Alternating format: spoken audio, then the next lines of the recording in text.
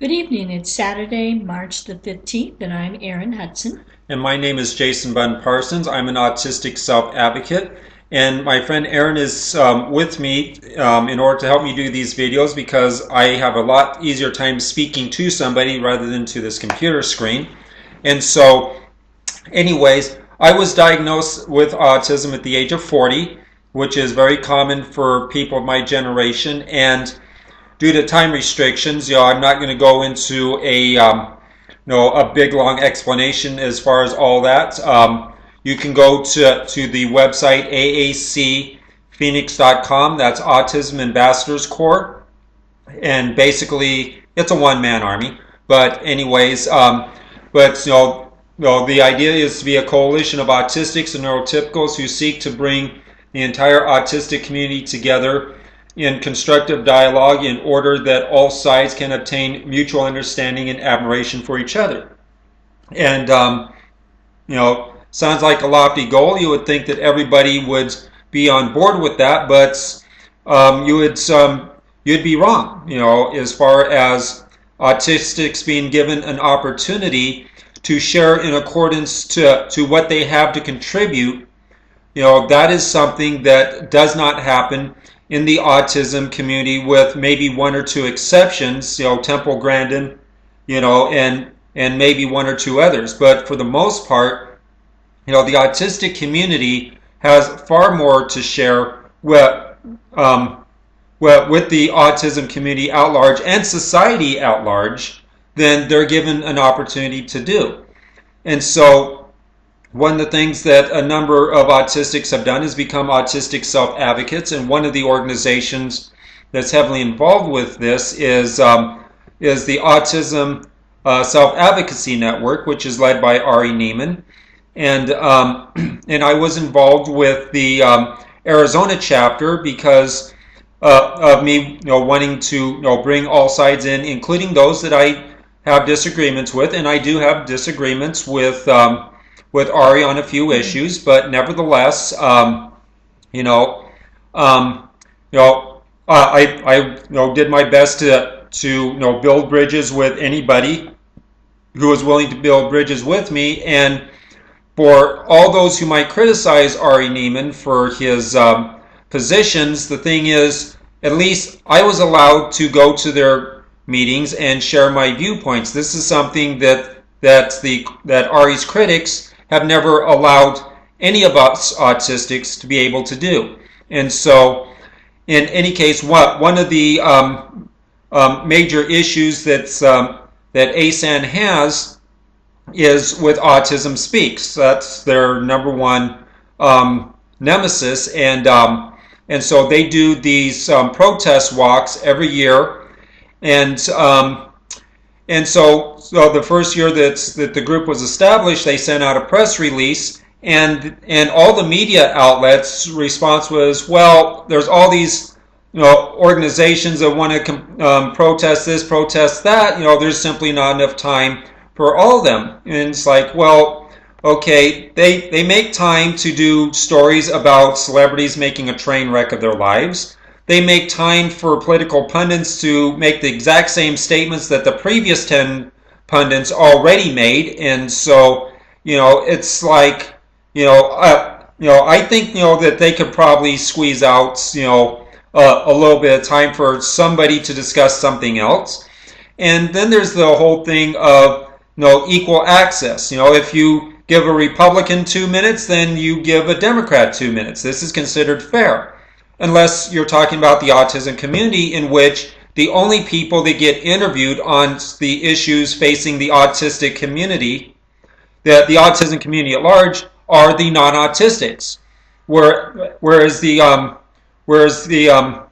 autistics themselves are rarely, I won't say never, the shooting at the Connecticut school. Yes, I did find one YouTube video where a local news organization interviewed an actual autistic to talk about the issues, but that's basically what it takes for somebody to let an autistic speak on any of these autism issues, and so in any case, so So no, what I'm planning on doing is to basically get the news media's attention, and I need the assistance of anybody that is sympathetic to the plight of the autistic community and believing that we should be given equal opportunity to share our viewpoints to assist me with this. And so what I'm going to be doing is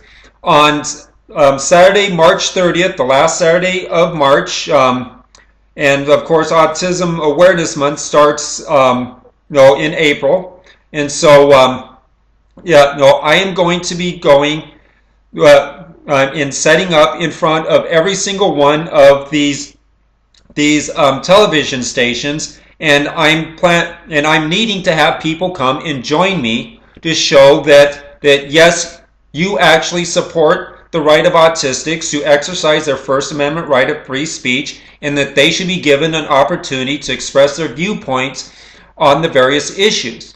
And so what I'm hoping to have happen is to have this video basically go viral through social media, and for everybody that is sympathetic to our plight not only share it with all their friends, but also email it to all of the media outlets in their local market, and putting pressure on them to support to support this endeavor and to allow autistics to address these issues during Autism Awareness Month, instead of only allowing the non-autistics to have all the say in all the issues.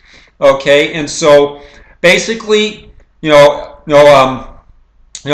also, to specifically, to talk, additionally target all of the Phoenix area news channels, in order to tell them that, hey, you know what, we're going to be paying attention. If Jason shows up there and you don't so much as even send somebody out on a smoke break to at least listen to him, then that's going to speak volumes of what you think about us as autistics. And if we're already watching your news program regularly, we're going to reconsider who we're going to get our news source from. If there's going to be a news station that will actually, have a news team out there, and might even ask me a few questions after I make my statement, well, we just might decide to leave your channel and go to that channel. Okay, this is what is going to be necessary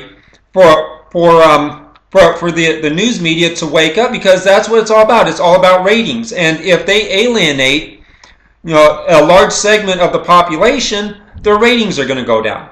Okay, so the schedule is going to go like this. At 8:30, we're going to rendezvous. Well, we're going to leave the park and ride at the southeast corner of 19th Avenue and Camelback Road. Okay, that's a short distance from the CBS affiliate Channel 5, which is at 4016 North Black Canyon Highway. Okay, and we're going to and I'm going to start doing my presentation there at 9 a.m. Okay, then at 11 a.m. we will be over at a local independent Channel 3, 5555 North 7th Avenue. Okay, and then then at 1 p.m.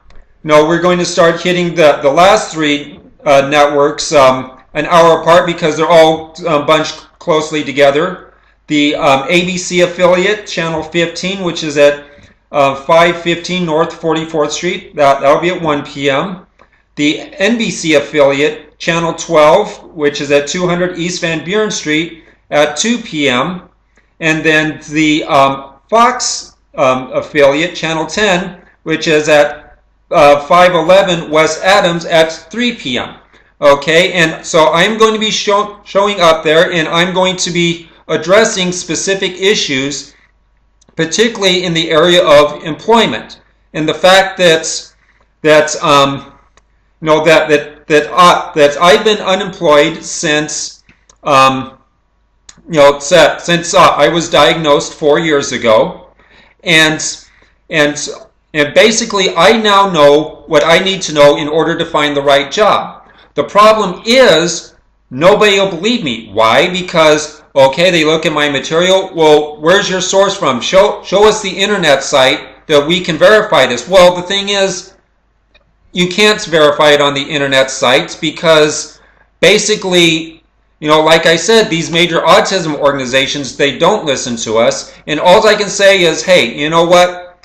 Dr. Brian Woodruff is a neurologist, and he knows more about neurology than all these people in the autism organizations that won't listen to us, and so, and then Sue Golubach as well, yeah, these are my credentials, talk to these two individuals and let them tell you that, how that they have gone over my material and have critiqued it, and at times have had me take out material that was flat out erroneous, while other material was adjusted so that way it was accurate.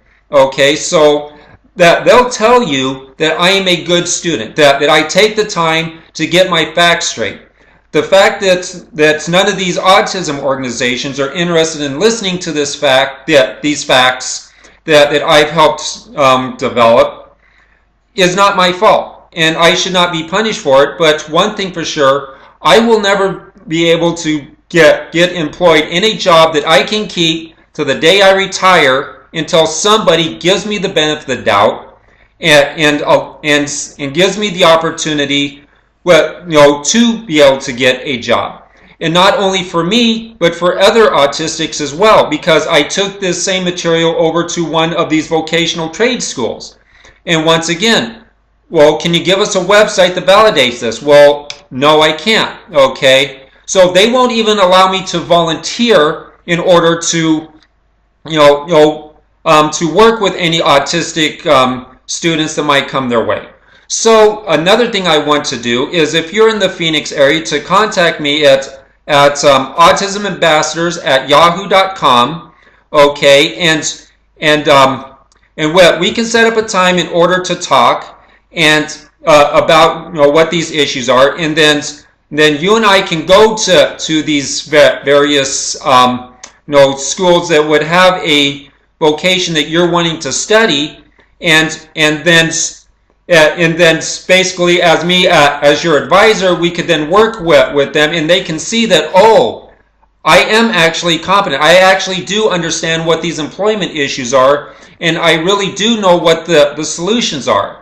And so this is basically what I'm planning on laying out in greater detail during this media event. And so basically, like I said, for this to amount to anything, I need for people to not only show up in person in force, but to also make maximum use of social media in order to inform the media that, yes, you are interested in hearing what I have to say and what other autistics have to say to improve the quality of life of autistics, and they really should give us the same equal opportunity that they give opposing political parties. Thank you.